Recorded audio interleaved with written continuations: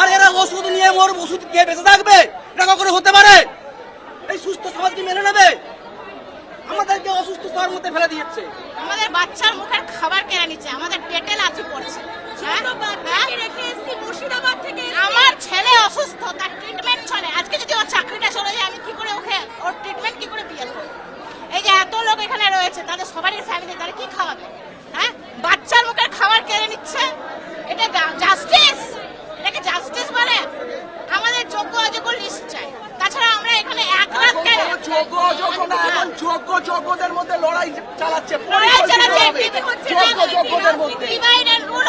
বলা হচ্ছে 3টে প্যানেল অবধি কোনো সমস্যা নেই, তারপর থেকে সমস্যা। এটাই আপনারা মানছেন? এটাকে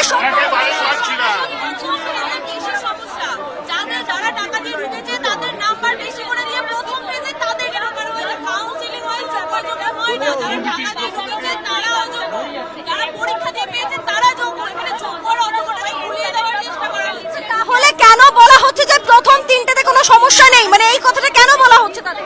অযোগ্যদেরকে আড়াল করার জন্য।